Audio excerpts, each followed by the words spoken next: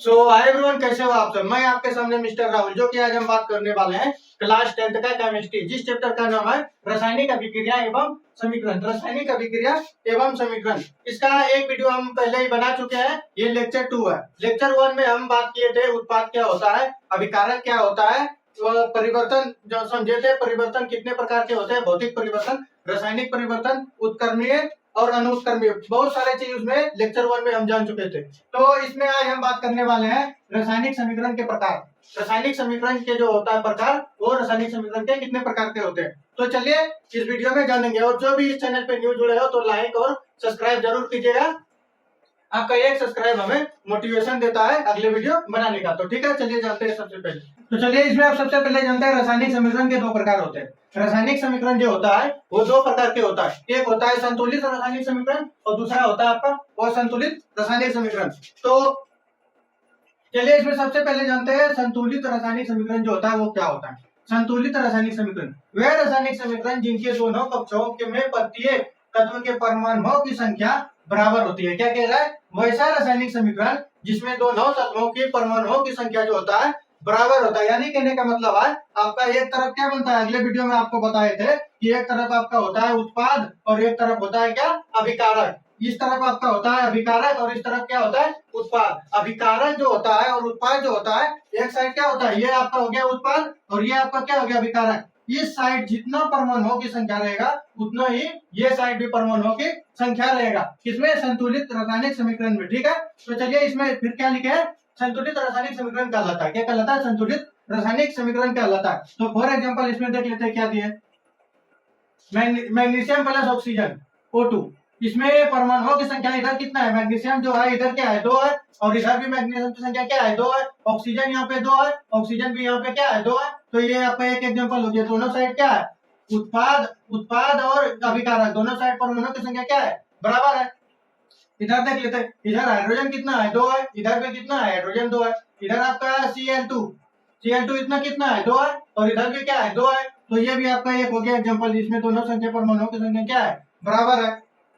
अब इसमें देख लीजिए, इसमें है फ्लोरीन Fe इधर आपका कितना है, 3 है। यहाँ पे Fe कितना है, 3 है। यहाँ आपके H2O कितना है, 4 है। यहाँ पे कितना है, 4 है। और ऑक्सीजन यहाँ पे कितना है, 4 है। यहाँ पे आपका क्या है, 4 है। इसमें भी जो है क्या है, परमाणुओं की संख्या जो है दोनों साइड, उत्पाद और अभिकारक दोनों साइड क्या है, बराबर है। ठीक है, समझ लिए। आपका 3 एग्जांपल बता दिए संतुलित रासायनिक समीकरण। तो चलिए आप जानते हैं इसमें द्रव्यमान संरक्षण का नियम। इसी में अभी जानेंगे क्या, द्रव्यमान संरक्षण का जो नियम होता है, बराबर जो होता है दोनों साइड, कैसे होता है। तो चलिए देख लेते हैं, इसका एक एग्जांपल भी लिखे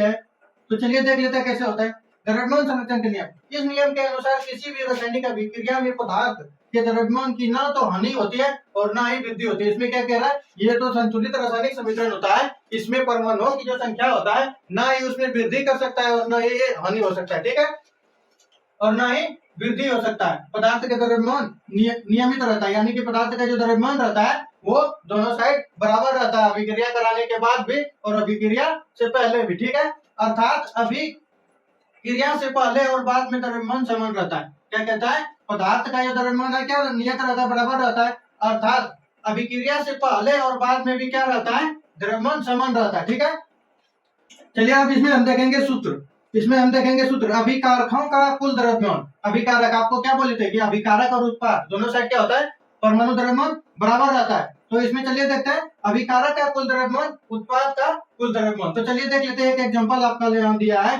2 mg plus O2 gives 2 mgO, ये लिखा है। तो इसमें मैग्नीशियम का जो होता है परमाणु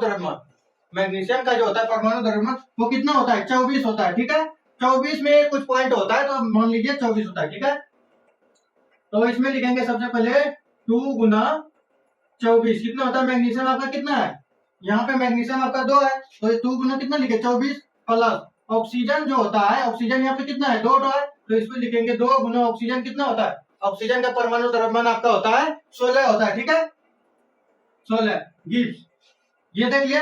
तो यहाँ पे आपका कितना है, 2 सबसे पहले करेंगे। उसके बाद यहाँ क्या लिखा है, उसके बाद यहाँ मैग्नीशियम कितना है, मैग्नीशियम 2 है। मैग्नीशियम कितना है, 2 है। तो 2 गुना कितना लिख देंगे, 24। मैग्नीशियम में कितना होता है, परमाणु द्रव्यमान 24 होता है।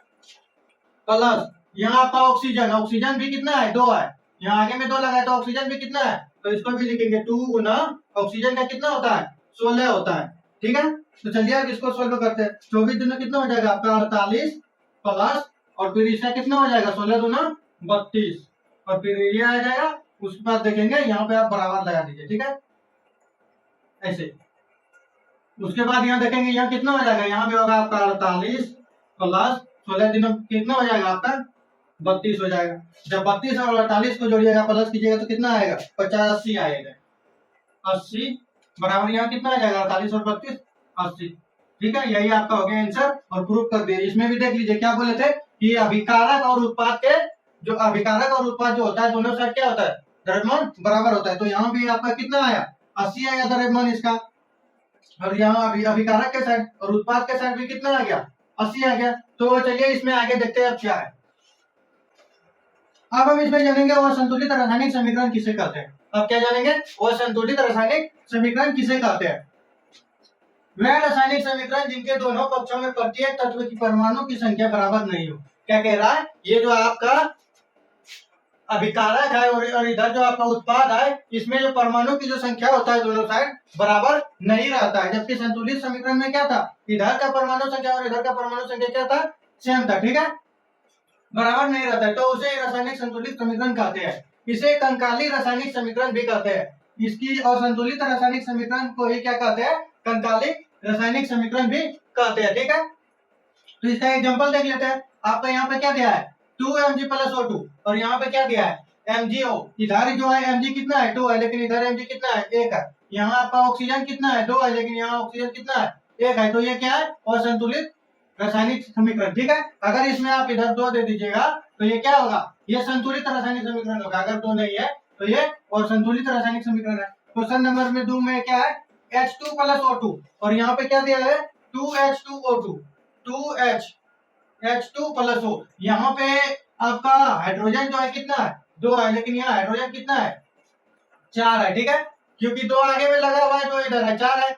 और यहाँ पे ऑक्सीजन कितना है 2 है, यहाँ तो ऑक्सीजन तो ठीक है 2 है लेकिन हाइड्रोजन कितना है यहाँ 4 है। तो ये क्या है, ये और संतुलित रासायनिक समीकरण है। ठीक है, तो अब इसमें जानेंगे रासायनिक समीकरण के भौतिक अवस्थाओं का संकेत। रासायनिक समीकरण जो होता है उसका जो अवस्था होता है उसका अवस्था रासायनिक समीकरण के भौतिक अवस्थाओं का क्या जानेंगे संकेत जानेंगे। यानी कि कौन सा यहाँ पे जैसे कि आपका द्रव है जलीय है ठोस है उसको किस तरह दर्शाया जाता है, किस तरह संकेत में दर्शाया जाता है। ठीक है, तो इसमें चले जानते हैं। अभिकारकों तथा उत्पादों को गैस अभिकारकों तथा उत्पादों के गैस द्रव जलीय तथा ठोस अवस्थाओं को क्रमशः GLS यानी कि गैस लिक्विड और सॉलिड से दर्शाया जाता है। ठीक है, कभी कभी अभिक्रियाओं को परिस्थिति जैसे ताप उत्प्रेरक आदि को तीर की ऊपर या नीचे लिखा जाता है। क्या कह रहा है, तीर के ऊपर या नीचे लिखा जाता है। ठीक है, तीर के ऊपर या नीचे लिखा जाता है। ठीक है, तो अब इसमें जान लेते हैं। कभी कभी गैस अवस्था के लिए तथा अवक्षेप के लिए इसमें क्या कह रहा है, कभी कभी गैस अवस्था के लिए तीर का ऐसे निशान लगाया जाता है। ठीक है, तीर का कुछ इस प्रकार से निशान लाया जाता है गैस अवस्था के लिए, और अवक्षेप अवस्था के लिए कुछ इस प्रकार से कभी कभी निशान लाया जाता है। ठीक है, तो ऐसा अगर लगाया तो समझ लीजिए इससे गैस निकल रहा है। ठीक है, कभी कभी गैस अवस्था के लिए इस प्रकार का तीर और तथा अवक्षेप अवस्था के लिए इस प्रकार का चिन्ह का प्रयोग किया जाता है। ठीक है, एग्जाम्पल के लिए देख लीजिए Zn plus 2HCl plus ZnCl2 plus H2। यहाँ पे आपका क्या है H2 गैस को यहाँ देखिए निकल रहा है, तो आपका कुछ इस प्रकार से दर्शाया गया है। यहाँ आपका Zn को दर्शाया गया किस प्रकार दर्शाया गया, यहाँ आपका AgNO3 प्लस NaCl किस इसमें आ जाएगा AgCl प्लस NaNO3 कुछ इस प्रकार से यहाँ दर्शाया गया। देखिए यहाँ पे गैस अवक्षेप हो रहा है तो आपका इस प्रकार से दर्शाया गया। यहाँ भी आपका इसका संकेत के रूप में दिया गया, संकेत के रूप में दिया गया। यानी कि ये जो संकेत दिया गया ये बता रहा है कि क्या हो रहा है। ठीक है, या फिर ये क्या है किस अवस्था में। ठीक है, अगर आपका जहाँ जीत लिखा हुआ है तो समझ लीजिए वो गैस अवस्था में है। अगर ऊपर अगर इस तरह से निशान दे रहा है तो समझ लीजिए वो गैस निकल रहा है। ठीक है, कुछ आपका इसमें ऐसे जान लिए। तो आप इसमें आगे जानेंगे, अब इसमें आगे हम जानेंगे रासायनिक समीकरण को संतुलित कैसे किया जाता है। आज के लिए इतना ही रहेगा। तो नेक्स्ट वीडियो लेक्चर 3 में हम बताएंगे कि रासायनिक समीकरण को संतुलित कैसे किया जाता है और बहुत ही आसान तरीका और सिंपल तरीका से बताएंगे जो कि आपको सीधा दिल में नहीं दिमाग में घुस जाएगा। ठीक है, तो आज के लिए इतना ही है। जो भी इस वीडियो को देख रहे हैं तो लाइक सब्सक्राइब जरूर कीजिएगा, लाइक सब्सक्राइब जरूर कीजिएगा। तो चलिए आज के लिए इतना ही, बाय बाय टाटा। ठीक है।